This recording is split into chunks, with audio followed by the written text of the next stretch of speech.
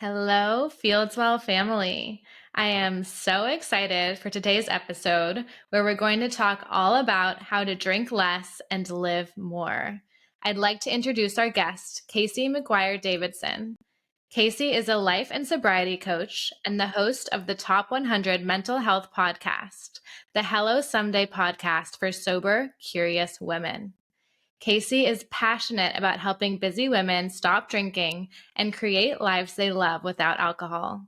Her work has been featured on Good Morning America, in the New York Times, NBC News, CNBC, and over 100 sobriety, mental health, and wellness podcasts. Casey, welcome to the Fieldswell Podcast. Thank you so much. I'm really excited to be here. No, me too. We met last month at Podcast Movement in Washington, D.C., and I always love bringing it full circle and actually recording an episode, getting to know you more deeply, and having a conversation. Yeah, absolutely. It was fun to meet you there. It was. So I'd love for you to tell us a bit more about your story. What was the path you took from being a red wine girl who spent 20 years climbing the corporate ladder to a sobriety coach? Yeah, it was interesting. I used to have this sort of love-hate relationship with alcohol that definitely started with love. It was absolutely my favorite thing, and it was a big part of my identity. Yeah. I mean, I went from like kegs in college to bars in my early 20s to like, those dinner parties where you're like together with no kids and all your friends with all the wine around. And then I became a mom, and drinking was sort of my one reward, going to work and then rushing to daycare pickup and then coming home. And Yeah. it's a lot of work. And Yeah. so you can kind of multitask with drinking. You're like, I am both, making dinner and I'm drinking. I'm taking Right. a bath and I'm having a glass of wine. And so it was just my constant. And it's sort of a slippery slope. I mean, Yeah. people don't talk enough about how alcohol is addictive, meaning that when you consume enough of it, you are going to like physically go into withdrawal and then want more. It's very similar to smoking. And it really does impact your nervous system. And so there is this definite pull where at some point you're like, oh my God, I can't wait for 6 p.m. Yes. That Yeah. glass of wine is really what I'm looking forward to. Mhm. And I was really high achieving. I was a director at a Fortune 500 company. I had 2 kids. I'd been married for like 14 years. Um, all the balls were in the air. Nothing was really dropping. Yeah. And yet, unless I was trying to not drink, meaning like really trying to just have 2 glasses of wine a night, or trying to like, all right, I'm going to take a week off, I was kind of a 7-day-a-week drinker. It was just what I did. Yeah. And so came home, opened the bottle of wine, start drinking. And you would be surprised how easy it is to go from 2 glasses a night to a bottle a night. Okay. And lots of women do it. Yeah. And so I was sort of vaguely hungover every single morning, waking up at 3 a.m. with anxiety and just bloodshot eyes. And, I would still Yeah. punish myself and like go to the 5:30 a.m. boot camp. Oh my 'Cause gosh. you're like, Yeah. oh, well, I'm still healthy. And you're not. Yeah. I wasn't. That's so interesting because at what point do you identify it as a problem when others are doing the same thing? This drinking culture in America, it's the norm. It Like really is. the non-norm is not to be drinking. So Yeah. you're like, okay, I have an amazing job. My marriage is good. I'm a mom. My kids are doing well. Like I'm still able to make the workout. How does drinking play a role in this? Well, and not only that, but all of my social interactions were centered around alcohol. When I got together with my girlfriends, Yeah. we went out to happy hour or wine Yeah. bars. Every date with my husband involved drinking. Like we were drinking buddies. Every anniversary, we'd go to the wine country.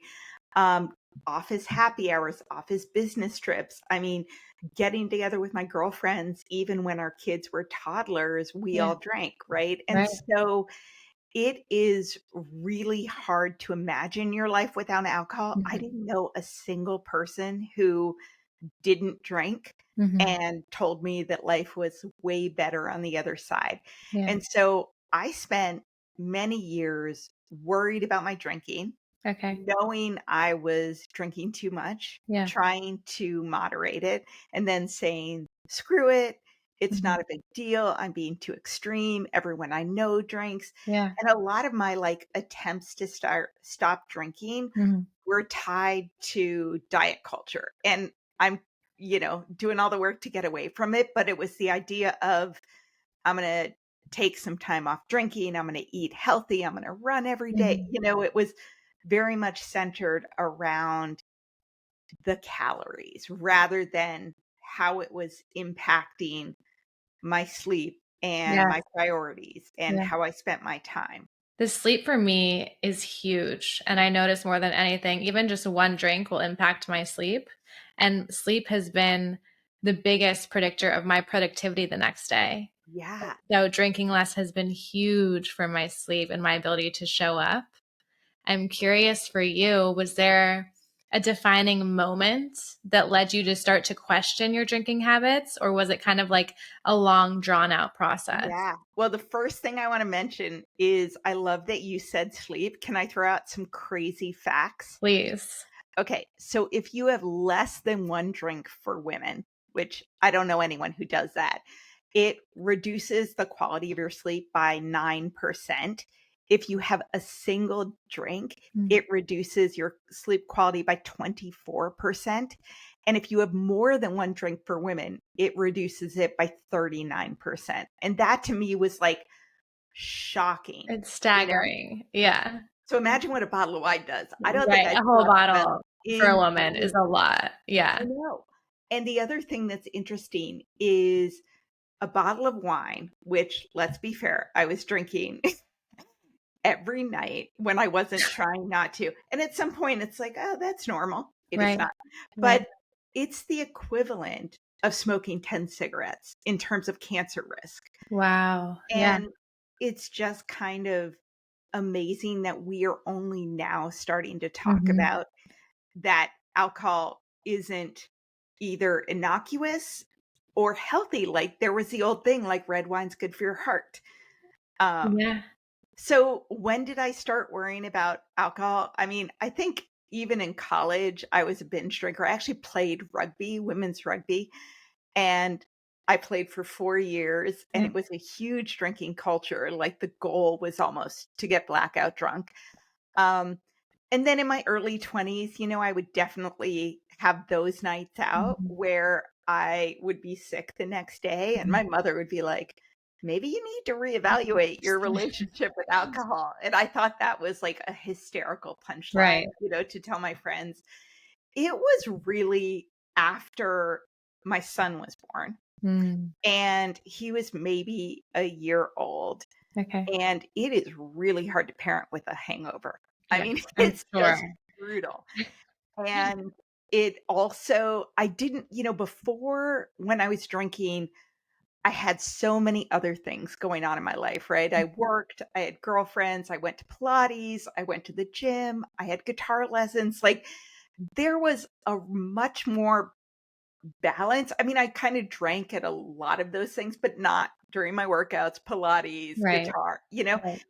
And all of a sudden, all of my fun outlets Mhm. were really compressed, Yeah. right? Yeah. So, I think it was just so much of my life went to work, daycare pickup, taking Mhm. care of the baby, Mhm. finally goes to bed. You've got like 1 or 2 hours to Yeah. sort of relax and enjoy yourself. You do Yeah. it again. And so he was about a year old, and I ended up coming across this book called Drinking a Love Story. And it's by Carolyn Knapp. And it has this picture of this woman with this big glass of red wine on it. And I started reading it, and it Mhm. hit way too close to home. And I was like, oh shit. Like just the way Yeah. you described the love, and you almost have this relationship with Mhm. alcohol. Mhm. Um, and that was the first time that I was like, "Oh, this might be a problem." And then, Mhm. like, 5 days later, I came back and was like, "Nope, Right. absolutely," You're like, "We took a break." Yeah. Yeah, so I Yeah. took I never had a big bottom. My husband Mhm. never told me I needed to stop drinking. No one ever told me. They all knew I was a big drinker, Yeah. but nobody ever was like, "Yikes, you gotta get a hold on this." But it was really internal. It Mhm. was like this Mhm. death of a thousand cuts Mm. Mm. where, every time I Yeah. woke up at 3 a.m., Yeah. every time I felt like garbage when I was working Mhm. out, like hungover workouts, Mhm. every time I didn't remember conversations, Yeah. you know what I mean? Yeah. I knew, and I took a break from alcohol when my son was 5 years old, Mhm. and I took 4 months off, but then I got pregnant, so I Mhm. didn't drink for a year. And then as soon as my daughter was born, I wanted to go back to it. I was like, Yeah. "Oh, I'm fixed. Yeah. I'm happier now, whatever." So I was like going out on a date with my husband. I was like, Mm. "You know what? I'm gonna have a glass or 2 of wine." Mm. And, a week later, I was like, "Well, it's Friday night. Let's get a bottle of wine." And Yeah. he would have 1 glass and I'd have the rest. Yeah. And then before you know it, it was back to it. And once I'd taken a break, it was like I knew. I Mm. knew that it was the Mhm. alcohol, whereas Mhm. before I thought it was stress or my boss or my husband wasn't Yeah. helping me enough. The second time I felt anxious and Mhm. unhappy and irritated and unable to cope, I was like, "Oh, it's the alcohol." Mhm. And Mhm. that's what led me to finally I said I was gonna take a 100-day break. Mhm. That's all I told my husband. I said, "I'm on health kick, whatever." Yeah. But I was worried about it, and I had been trying to moderate forever, and it wasn't working. Uh-huh. So I told him I was doing health kick, but I actually hired a sober coach. Okay. And I knew it was something I needed to work through. Uh-huh. And so after 100 days, I felt so much better. Mhm. I went for 6 months. After 6 months, I went for a year. And after a year, I was like, "You know what? I think I'm done drinking." Mhm. Mhm. Yeah. Yeah. Thank you for sharing your story. And what really hit home with me was you saying, "I knew." Yeah. You were going through this inner battle with yourself and perhaps not completely sharing with everyone else. And it makes me wonder how many other people who are listening may also be going through the same struggles, knowing that they may not have a great relationship with alcohol, knowing they're struggling to put it down, but don't know what to do about it. And so I'm Yeah. so grateful to have you here and we can dive into this conversation because I think it's going to shed light on a lot of it when you start to explain how you felt when you finally stopped drinking.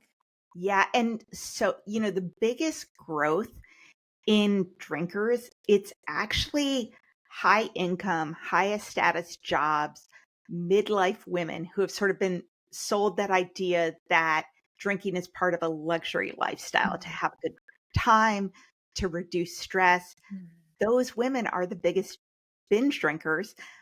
During COVID, binge drinking among women, heavy drinking went up by 40%. Wow. But among women with kids under 5, 323% increase. I mean, it's real. Yeah. Yeah. So talk So to us.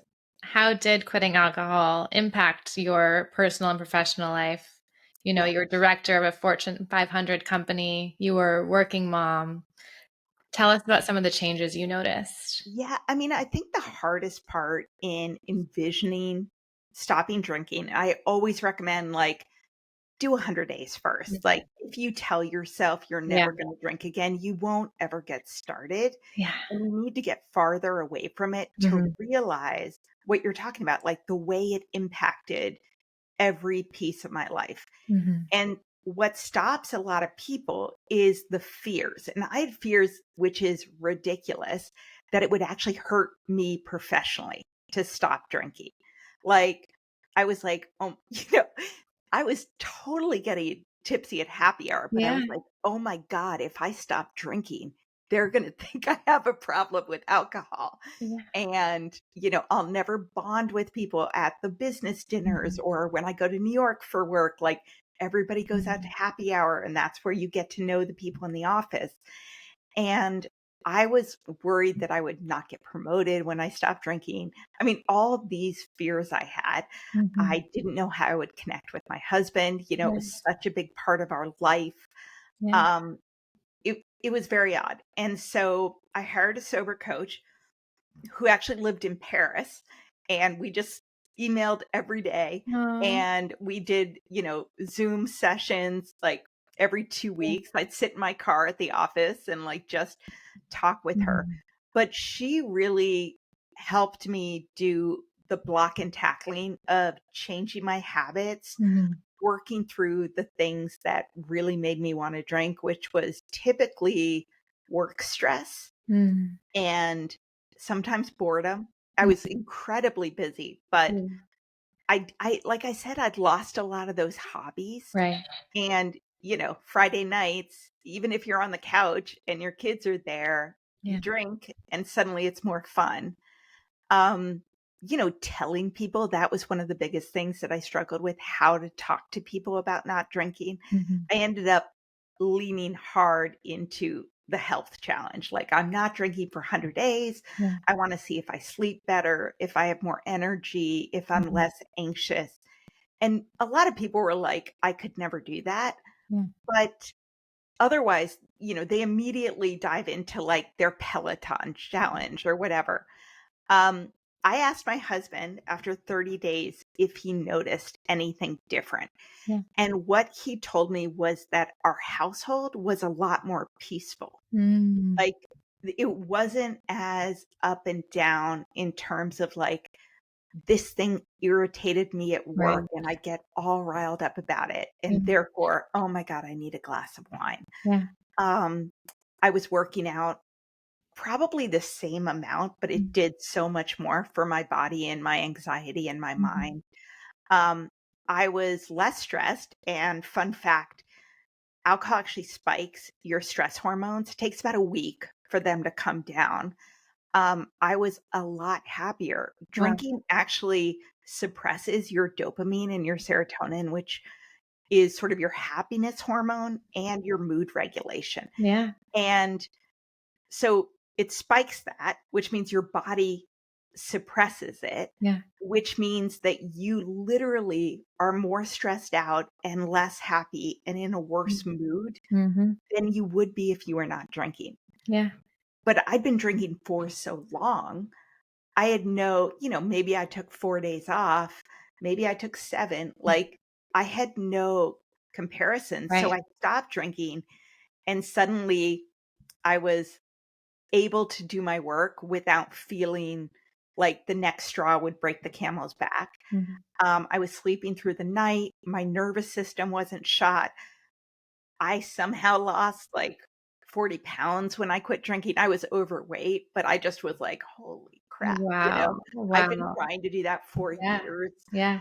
Um, It my sounds skin looked better, it Yeah, was like everything improved. Everything's connected and it is a depressant. And so I it's think for everyone to think like, what would be possible for me if yeah, I didn't have this like ball and chain attached to me, which is the connection to drinking. And it's so wrapped up in our identity. And that's a lot of what I heard you talking about is like, who will I be without this? And how yeah. will people perceive me if I'm no longer the red wine girl?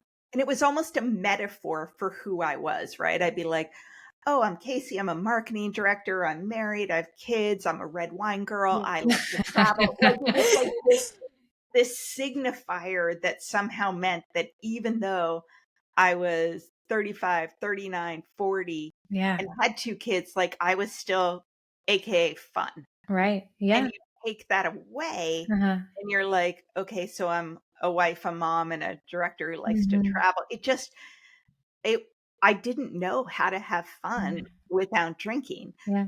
Um, and that was actually really cool to discover. Mhm. I thought life would be boring. It was actually just more peaceful. And I Mhm. was so used to the ups and downs, the Yeah. drinking, spikes and then the hangovers and the like regret. And once I stopped drinking, there was just so much more space in Yeah. my life. You mentioned the ball and chain. Yeah.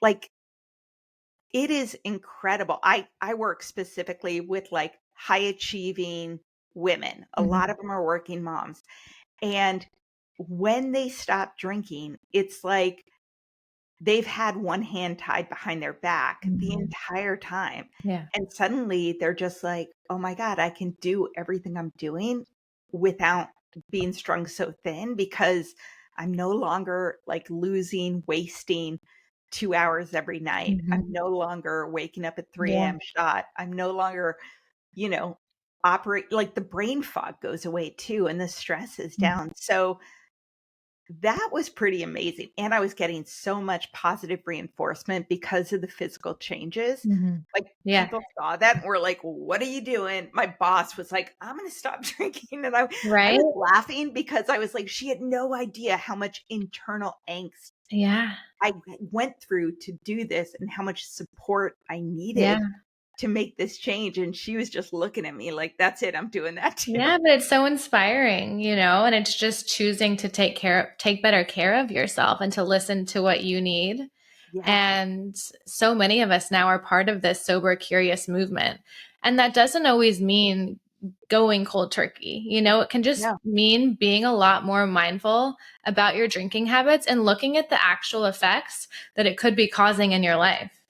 Absolutely. You know what's really interesting is the sober curious movement is now mainstream. I mean, the media like the Today Show, Mm. USA Today, NPR, the Washington Post, Self Magazine, all these things are covering Yeah. sober curiosity. They're covering dry January, sober October, dry July. They are writing about the health impacts of Mm. alcohol, like it causes 7 different kinds of cancer. You Yeah. never, before it was like, yeah, if you're quote unquote an alcoholic, and by the way, I do not use that word, but Mm. then you'll get liver damage. Like, but only those people over there. Right. And it really does impact your health. But the good news is that younger generations are hearing about that. Like, I never heard about that Yeah. when I was coming through college in my Mhm. 20s. And Gen Z really drinks less than their parents or grandparents ever did at that age. Like, 30% of Gen Zs in college, they Mhm. don't drink. It's so M true. Yeah. Millennials have cut back a lot. Yeah. I'm Gen X. Okay. We still drink a Yeah. lot, but there's a growing movement of people who Yeah. are, like, hitting 40 and being like, this isn't Mhm. cute anymore." Mhm. Right. And the biggest generation of drinkers, the only growth that the wine industry is seeing is boomers, like your grandparents, and Wow. that is kind of crazy Yeah. to me. It's really interesting. And we all know, those moments when we want to drink. I mean, either to party with friends.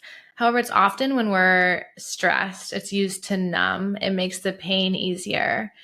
What else have you found to help when you're going through a difficult time and maybe want to reach for that wine bottle? Yeah, absolutely. I mean, one of the things that you need to do or you will do if you take a break from drinking, and by the way, even if you do dry January, people who do that tend to drink more mindfully afterwards and tend to drink less just because they're more aware Mhm. of how it impacts them. Like, if you have a hangover and then you remember that you felt so much more peaceful and energetic and slept better when you weren't drinking, that will discourage you more. Um, but also, you have to figure out, if you say you do a 30-day challenge, Mhm. every time you want to drink, you're like, okay, I did this challenge. What else can I do? I'm a huge advocate for sober treats. We talked about that. Yes. So the thing is that I take a habit change approach to quitting drinking, right? A cue triggers a craving, triggers a reward. Mm. And so you really need to front end those rewards, because for so many of us, alcohol is the reward Mhm. that we use when we're stressed, happy, sad, celebrating, bored.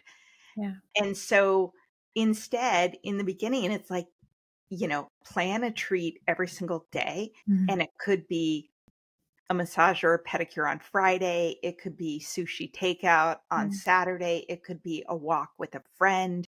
It could be reading a book that you never have time to read or a bubble bath.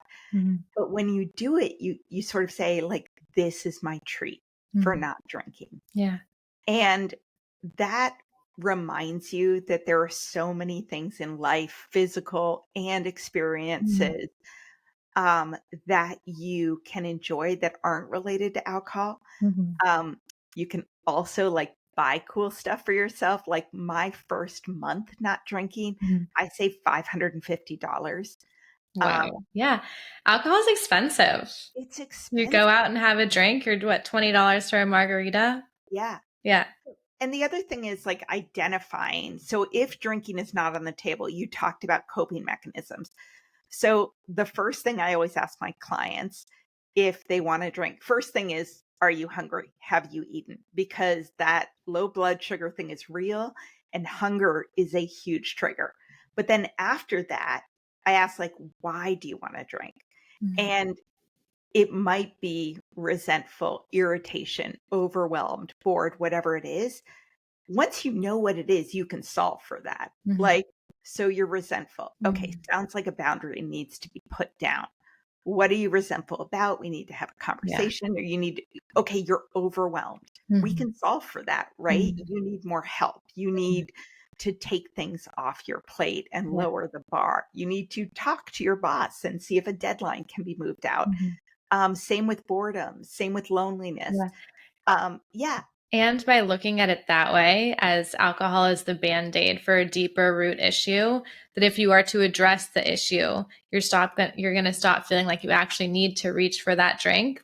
And it's so much more effective and efficient long term to actually do what may seem harder in the moment. That'll make yeah, things a lot easier going forward as opposed to just numbing and avoiding. completely. It is a Band-Aid Mhm. and a pretty poor one at that. Yeah. The analogy I think of that is even worse, as women, there are a lot of microaggressions, Mhm. irritations, sort of things that happen in the workplace, especially, but in life that are hard. And we are always, we tell each other, and people say to us, like, oh my God, you need a drink. Like, I used to go out to my girlfriends after work and we would just essentially drink and bitch about our husbands and work and our bosses or whatever it is, Yeah. right? Like, you get Yeah. it out. Yeah. And I now think that, like, drinking the glass of wine, whatever it is, it's like a pacifier that we give a baby, right? They have Mhm. legitimate things that they need. Yeah. They're crying, they're upset, and it's like, here, shut up. And so I feel like alcohol, it's like, here, shut up. Yeah. Just take yourself sort of Mhm. out of the fully conscious world, and you will be brought down to a point where you won't say anything or do anything. So I have a question because I feel like sometimes people enjoy having a drink in a social setting because it enables them to be comfortable actually sharing more about themselves. Yeah. How have you found that part of it to be without drinking? You know what's interesting is my relationships have gotten so much more deeper and so much more real since I Mhm. stopped drinking. Mhm. Um, and the truth is, like, in the beginning, I just said it was a health kick. Yeah. And somewhere in there, I sort of transitioned to, yeah, actually, I realized that drinking was impacting my mental health. Like, it made me more depressed, it made me more Mhm. anxious. And even just saying that had other people opening up Mhm. about what they struggled with and Mm. just being like, oh, yeah, I struggle with anxiety Yeah. too. Or I need to keep a watch on it. With my close friends, it was me being like, "Yikes, I'm taking a break from Mhm. drinking." I was, you know, "Dude, Mhm. this was Yeah. something that was poorly impacting my life." And then they would open up Yeah. about their marriage Mm. or their parents that they're struggling with or their children. And we very rarely in life, even when you go out with friends, it's like, "How are you?" "Oh my God, I'm so busy." Like, busy is like this catchword Right. or whatever, and it's a lot of times it's pretty surface what we Yeah. talk about. Yeah. I mean, it's the vulnerability piece. When you're sharing that you're making a big change like that in your life, other people are able to maybe feel more comfortable opening up about deeper issues that they're working through. Yeah. And I think it's so helpful. You originally committed to 90 days. For anyone who's thinking they want to experiment without drinking, do something like Sober October, Dry January, where you just do 1 month, find other individuals who are doing the same thing, who can help you, who can help keep you accountable, and just start small. It doesn't have to be this big all or nothing, which I think holds a lot of us up. Hmm. Yeah. It doesn't have to, you know what I think about it as is like the decision to run a marathon or be a vegetarian, right? Like, think about going out and, by the way, the non-alcoholic options out there are incredible, like really good non-alcoholic beer. My favorite is Athletic Brewing Company. They have non-alcoholic spirits. Like, you go out, they have zero proof options. But it's like, I'm going to order a non-alcoholic beer. My husband drinks. He Yeah. orders, a regular beer. Right. And it would be like if I chose, pasta versus his steak. Like, it doesn't have Right. to put so Yeah. much importance on like you choosing to consume alcohol versus not. And we also kind of put this idea that like I can't do it if my friends and family or spouse don't do it too. Mhm. And Mhm. I talk to women about like, what if you were to decide to run a marathon? Your spouse does not need to run it with you. Your Yeah. best friend doesn't, Yeah. but you would probably get some books about it, make out a plan, like Yeah. ask for him to pick you up at the end of your 13-mile ride, go to bed early. Cause like Mhm. it doesn't have to be the biggest deal in the world. It's almost like asking permission to just like be us and listen to ourselves. And we've complicated that so much, making it this huge thing. Like, what will people think of me? What will it be like if I no longer consume alcohol? And it's like, it's just a decision. It's just a health choice. It Yeah. really is. And And so, sorry. people are figuring that out, which I Yeah. love. Yeah, I know a big thing. People are often in these work settings, right? These like work happy hours or out with a group of friends, and they want to know like, what will it be like then? What are some tips you have for those moments? Yeah. Um, I think okay, couple things. It really helps to tell someone in advance that you're not drinking. Like, it's a lot harder. Some people are like, oh, just stand there and hold the drink and pretend to drink it. I'm like, oh my God, no. Willpower, don't do it. Like, even if you're just talking to your coworkers like I was and throw it in casually, like, Mhm. what's going on with you? "Oh, I'm doing this, that. I'm taking a break from doing a health challenge where I'm not drinking." Mhm. That really helps. Yeah. Eat before you go, because a lot of times if you're at happy hour or dinner, the food doesn't come for a long time. So, Mhm. like, don't go in hungry. Yeah. Um, Decide what you're gonna drink beforehand. Mhm. So, if you're like you look through the menu, sometimes there, is I've been there, they list all the beers, and there's a good non-alcoholic one with 0.0 or 0.5. Mhm. So Athletic Brewing, I love, is 0.5, lots of them out there. And just be like, "Oh, I'd like the Athletic Golden Dawn." You Mhm. don't even have to say non-alcoholic beer, Yeah. you can Yeah. just be like, "Yeah, I love that one." Smart. And or non-alcoholic mojito is one of my Mm. favorite. It's always really good. Yeah. So just plan what you're gonna drink Yeah. and then use the opportunity to not drink to ask really interesting questions of other people and just be present and actually Mm. listen. When we're Yeah. drinking, I mean, at work settings, I would talk too much. I would say things I shouldn't say, Yeah. and I wouldn't really listen to people and actually make that connection. Mhm. Yeah. I mean, hey, I'm gonna have a mocktail tonight. Simple as Yeah, that, you know? yeah, absolutely. Yeah. So I know fun keeps coming up. How do you help the individuals you work with get over the fear of not being able to have fun or as much fun because they're not drinking anymore? Yeah. Um, I think that there is this time. So if drinking consumes a lot of your life and your social circle, it helps to build this sober bubble for a little while, first couple weeks where you're not going out to drinking events, where you're not surrounded by alcohol because you're too close to it. You haven't had enough distance from it. So in those moments, in the beginning, I'm like, go get a massage, go to a yoga class, go get takeout and cuddle up with a movie that, you would never normally watch. Take a bubble bath, all the things that are self-care, Mhm. um, and nurturing. And then after that, continue with like a little bit staying away from drinking events. By the way, I can go to a bar, a restaurant, a winery. Like now Right. I'm 8 years sober. I could Okay. probably do that years and years ago, and I did. Yeah. But in the beginning, it's a chance to start to do all those things you always said you were going to do, but never quite got around to it. So meeting my girlfriends for a walk and brunch, or going to, Pike Place Market here is incredible and beautiful, or taking a ferry over to Bainbridge Island where I live is an amazing thing to do for Yeah. lunch. Just being like, hey, let's do that, Mhm. which, by the way, is way more memorable than Yeah. sitting around drinking for yet another night. Yeah.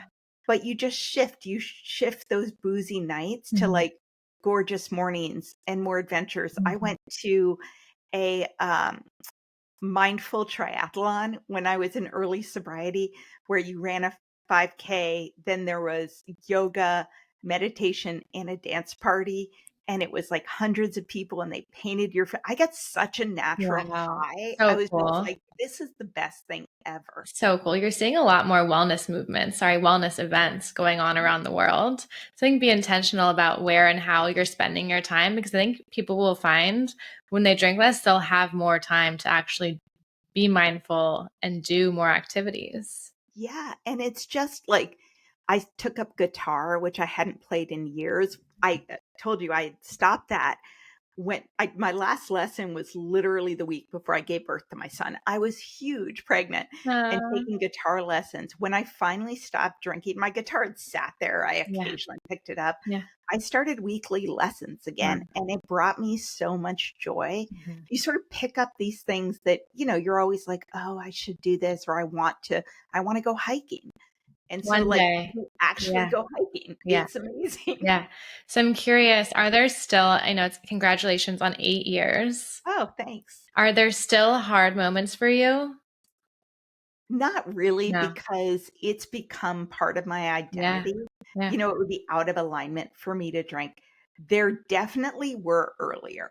I would say the only moments that are hard is like, I don't know if you do this, but I occasionally have this desire to just self-sabotage and blow up my life.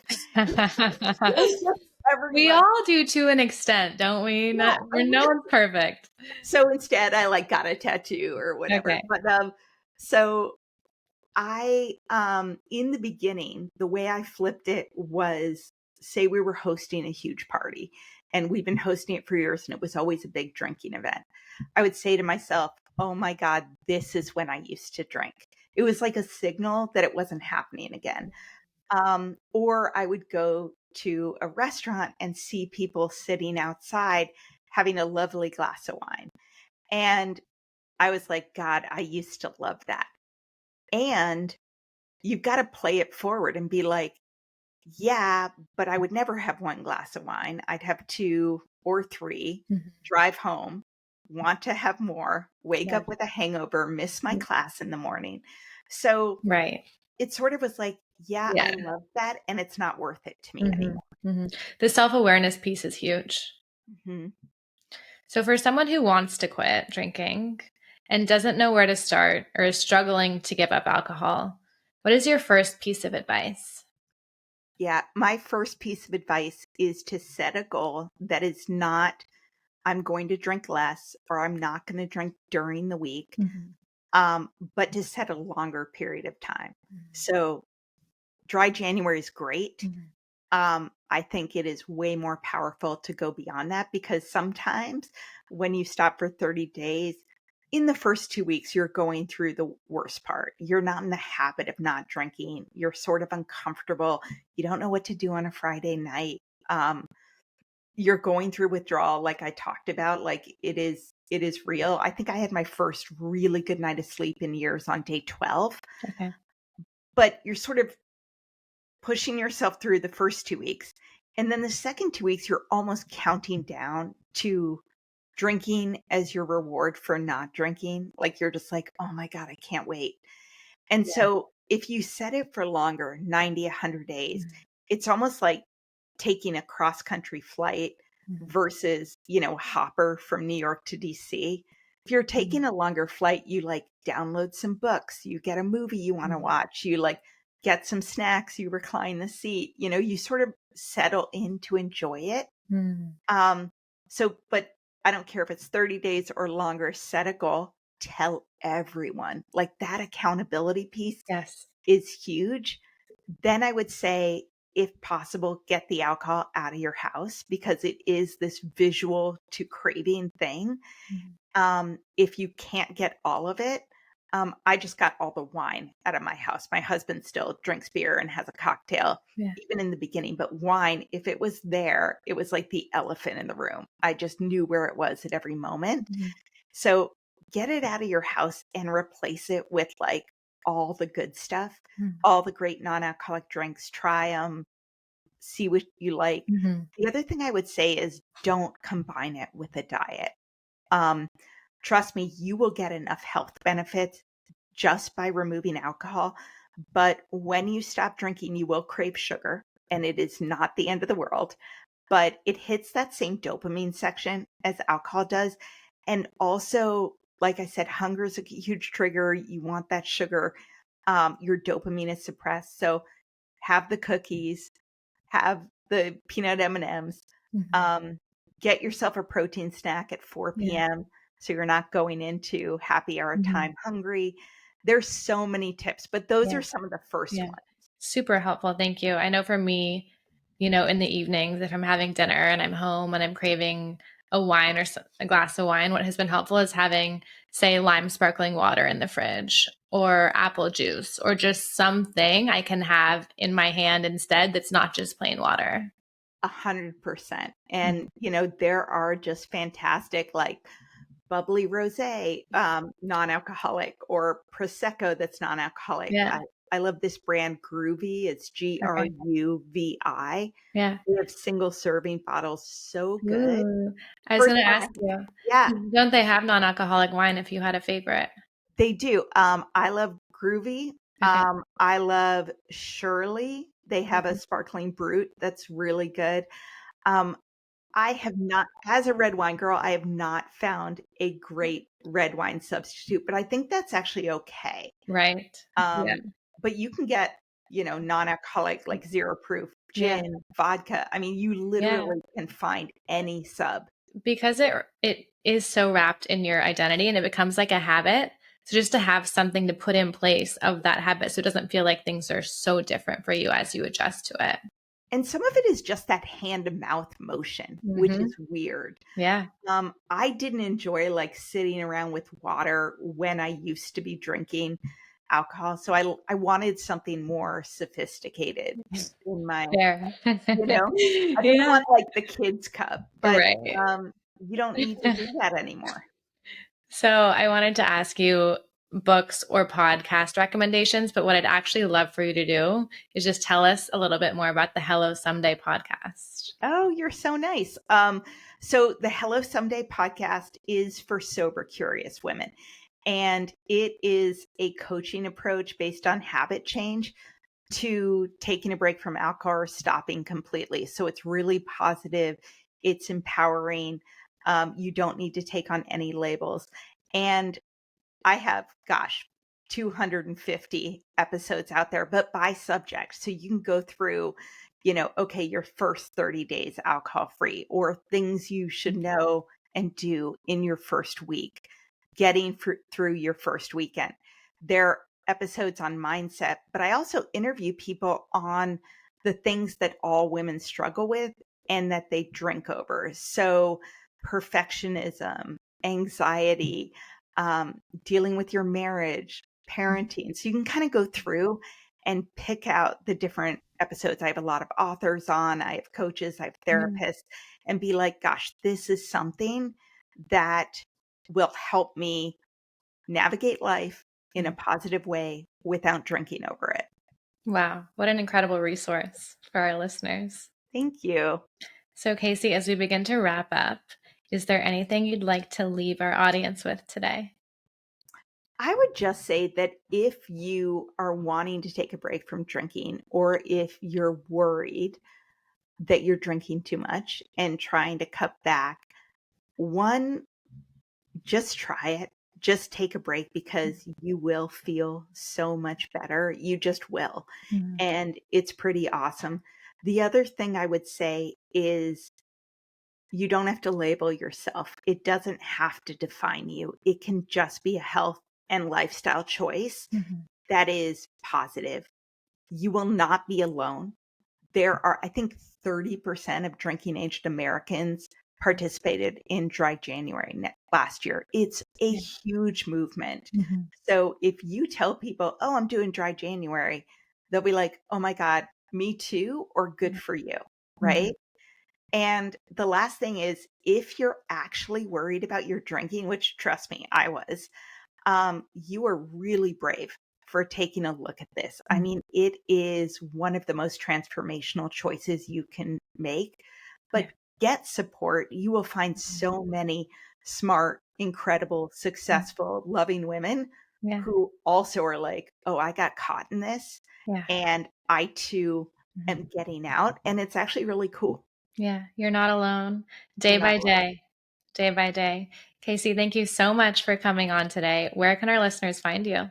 Yeah, the best place is you can look for the Hello Someday podcast wherever you're listening to this show.